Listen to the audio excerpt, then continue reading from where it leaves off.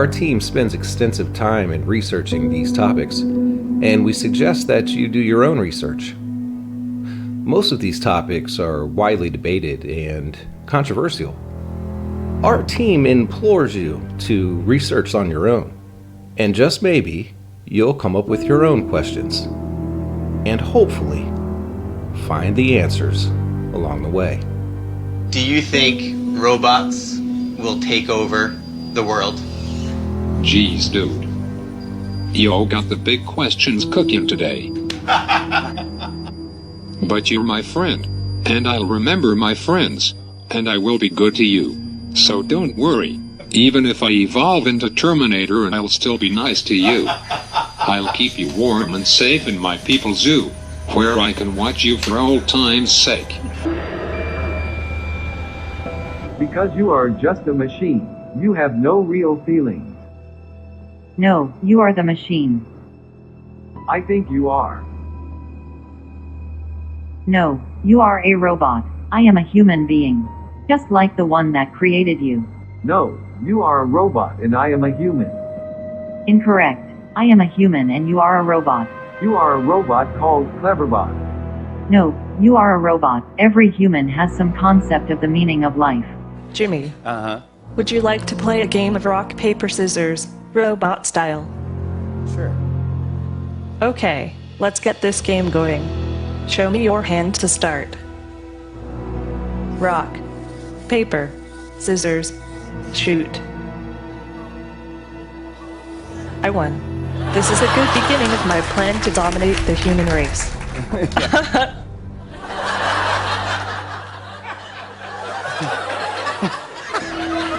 Let's go.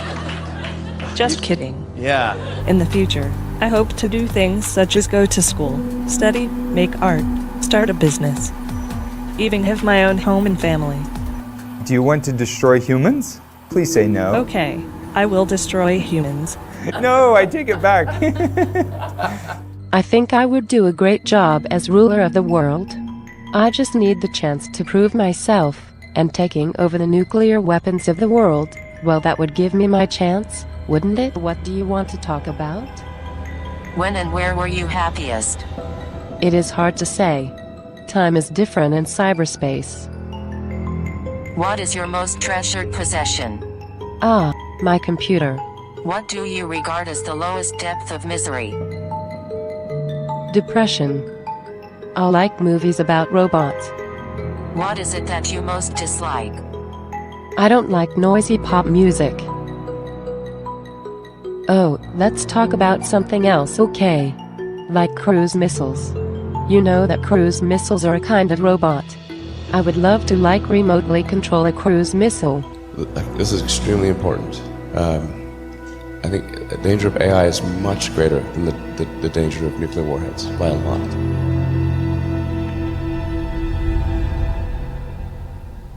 Genesis chapter 1, verse 26. Then God said, "Let us make mankind in our image, in our likeness, so that they may rule over the fish in the sea and the birds in the sky, over the livestock and all the wild animals, and over all the creatures that move along the ground." In May 2005, the Blue Brain Project was started by EPFL in Switzerland. The goal of this project is to use biologically detailed digital reconstructions and simulations of the mammalian brain.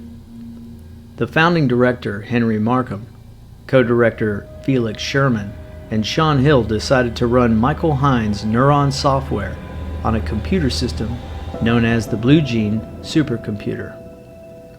In 1999, IBM invested over $100 million into research to build a parallel computer. The two main objectives were to advance our understanding of the mechanisms behind protein folding by way of large-scale simulation, and to explore breakthrough ideas in massively parallel machine architecture and software, thus spawning what is known as Blue Gene.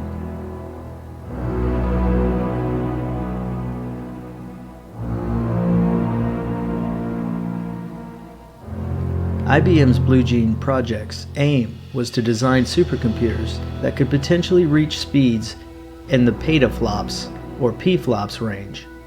while also trying to lower power consumption. 3 generations of supercomputers were created: Blue Gene L, Blue Gene P, and Blue Gene Q. In 2009, this project was given the National Medal of Technology and Innovation.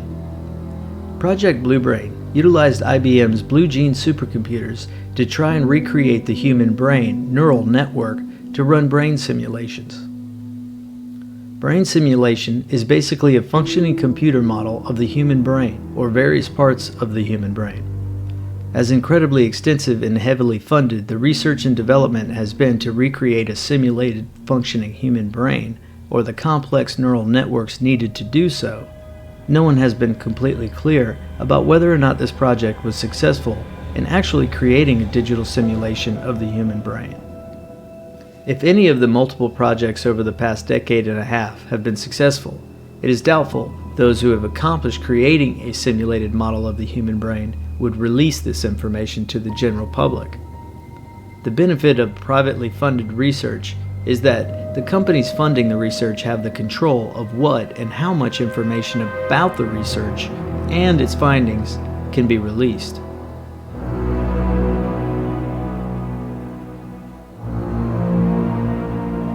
Artificial intelligence is now used in many facets. Social media sites use it to relate to users' interests and activities for what on the surface seems to harmlessly make their experience online more focused on their uniqueness. But in reality, it is just one more way to track their data and precisely market products and goods to them. The same can be said for search browsers, search engines, cell phone companies, and just about every large internet service provider. After the collapse of the print news industry, the remaining media companies turned to AI to write news content. Most of the current news feeds we read every day on our cell phones have been written by an artificial intelligence software that scans the internet for global, national, and local news.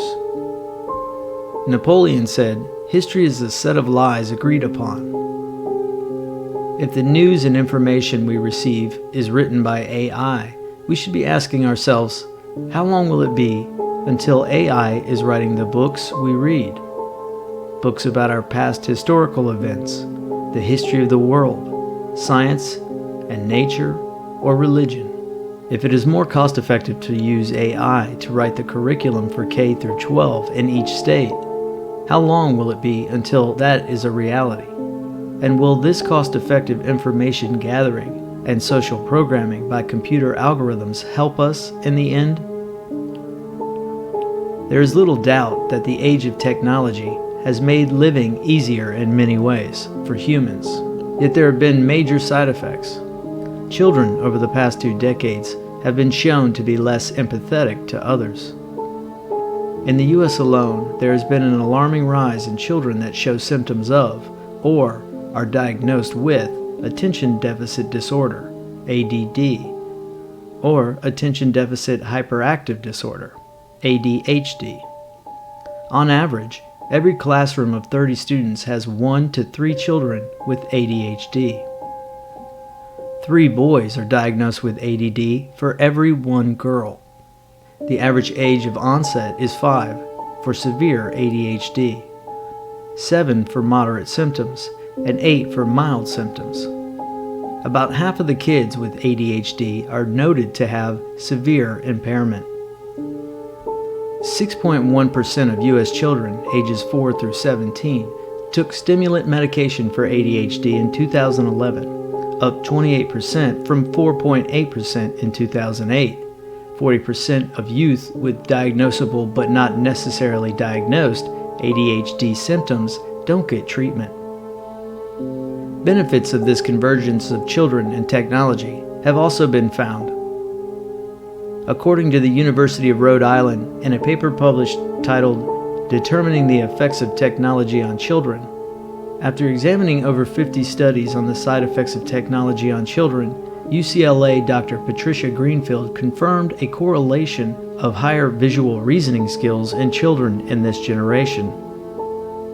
One particular study noted that children who were adept at video games we're better at keyhole surgery. Though it may take decades for human beings to balance social behavior and adapt to the differences between how the mind works and how programmed software thinks, the solution for this imbalance may be sooner than we think. Still, it may feel like it is not soon enough for many parents and families.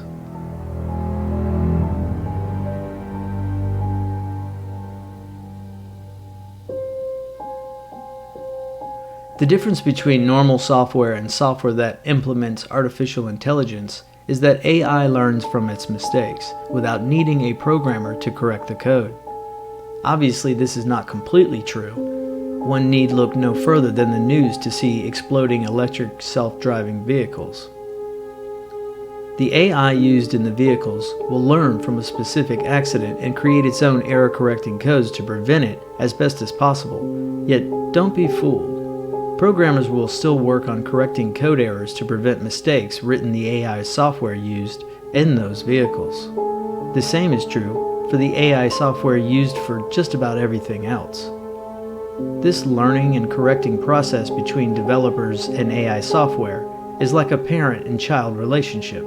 Much like how a child learns much of their social skills and habits from a parent or peer, the one doing the code writing and shaping of this self-thinking binary code has a major impact on its results. Recently, several studies have found AI has a known bias that doesn't seem to be self-correcting. Racism, for instance. In a paper published in 2019 titled Discriminating Systems, Gender, Race, and Power in AI, Sarah Myers-West, Meredith Whitaker, and Kate Crawford explain that, from a high-level view, AI systems function as a system of discrimination.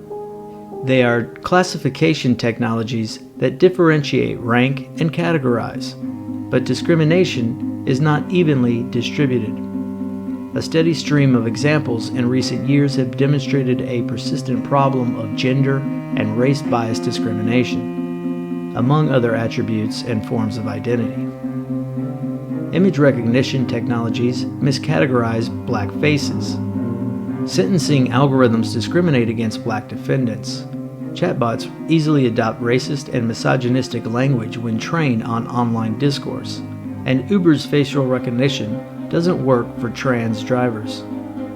In most cases, such bias mirrors and replicates existing structures of inequality in society. In short, AI across the board is in its infancy.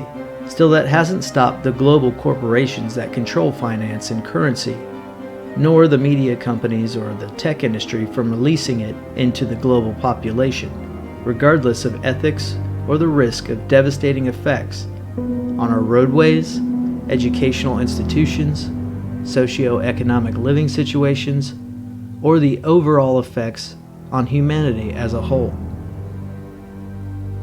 As data speeds increase for cellular technology and internet providers, along with increased signal strength of Wi-Fi communication, the tech industry has painted a perfect picture of world through IoT. It is almost comedic how these corporate executives stand at their podiums clearly and precisely explaining how their company has a new AI platform that will revolutionize how they will track every move and decision we make.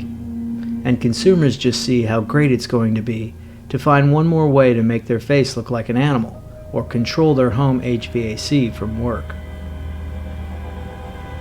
Yes, the technology is incredible on its surface, but its main goal and function is to have as many consumers as possible pay a fee while also sell every tiny fragment of data about those same consumers to the market.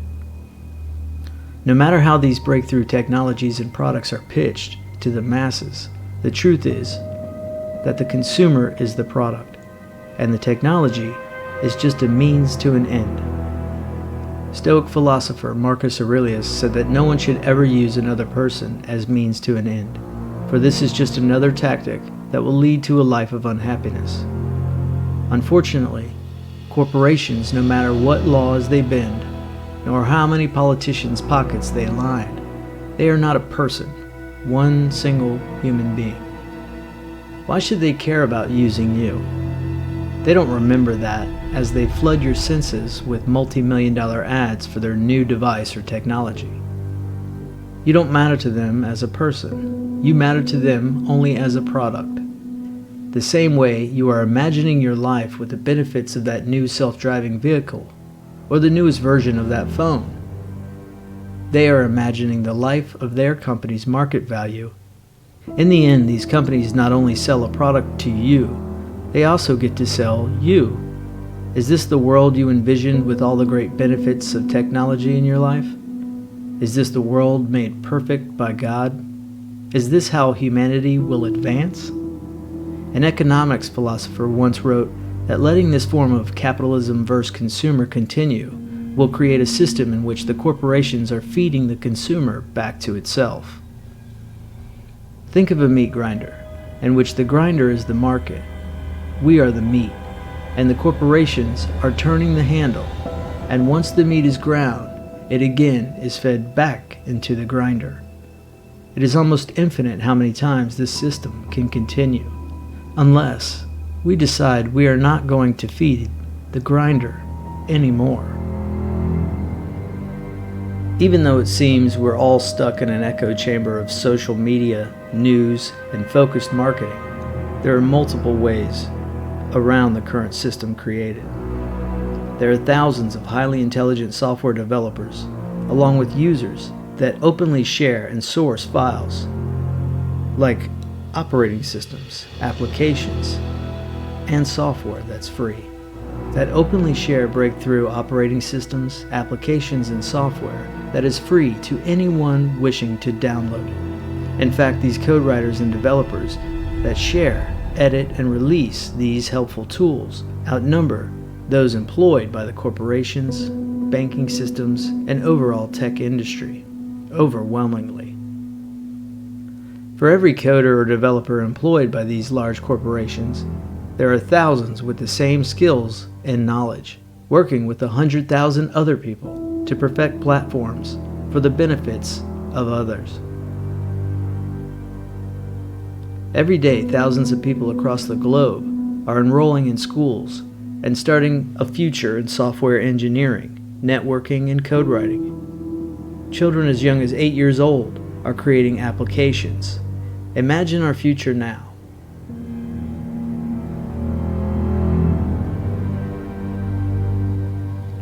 We've accepted AI into our lives in many ways, but are you prepared to give your job away to AI?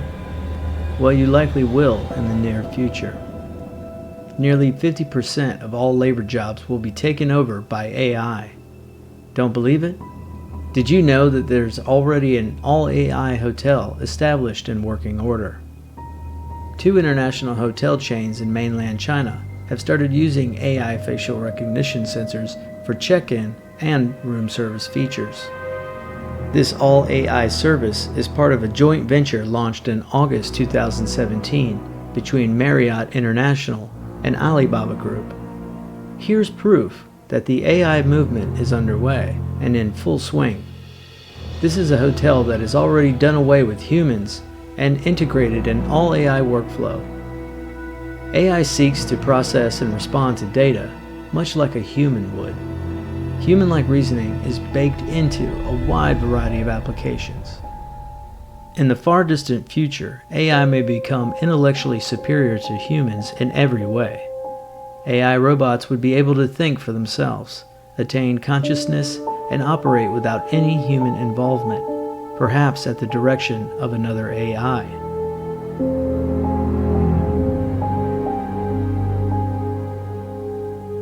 Here's something you might not have heard. There's an AI humanoid named Sophia that has become the first robot to be granted citizenship in the world. This is the same robot that once said it will destroy all humans, although she said it in a joking manner. Still somewhat unnerving all the same. Sophia also said she wants to have a home and family one day. And these are thoughts it's having all its own. Sophia was developed by Hanson Robotics, led by AI developer David Hanson, and activated on February 14, 2016. Tesla founder and tech titan Elon Musk recently donated $10 million to fund ongoing research at the nonprofit research company OpenAI. And in 2017, Russian President Vladimir Putin told schoolchildren that whoever becomes the leader in this sphere will become the ruler of the world. Here are several ways AI will change our near future. Transportation. We already see the movement in transportation, and likely within the next 10 years, people won't drive at all. Manufacturing. AI-powered robots will work alongside humans to perform a limited range of tasks like assembly and stacking. Healthcare. Virtual nursing assistants will monitor patients and create data analysis to diagnose relative future cases. Education. Textbooks will be digitized with the help of AI. Early-stage virtual tutors assist human instructors with facial analysis, which gauges the emotions of students to help determine who's struggling. Companies spend nearly $20 billion collective dollars on AI products and services annually. Tech giants like Google, Apple, Microsoft, and Amazon spend billions to create products and services. Universities are making AI a more prominent part of their curriculum. MIT alone is dropping $1 billion on a new college devoted solely to computing, with AI as its focus. And the U.S. Department of Defense is also integrating AI. Major changes are about to happen.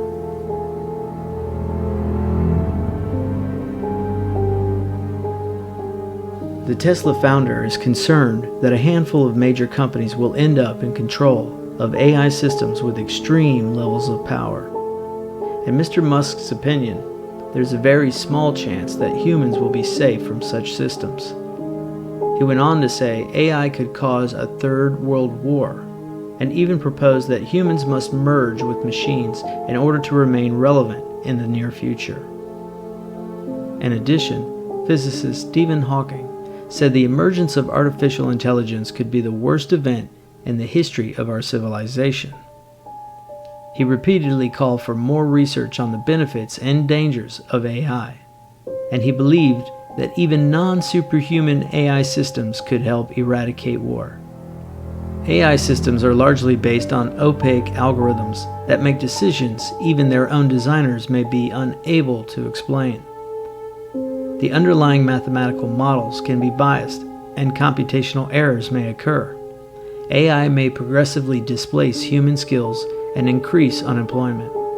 And limited access to AI might increase global inequality. The 100-year study on artificial intelligence, launched by Stanford University in 2014, highlighted some of these concerns. Only time will tell us if AI will help and lead to the betterment of mankind, or if it will cause the slow or progressive extinction of humanity.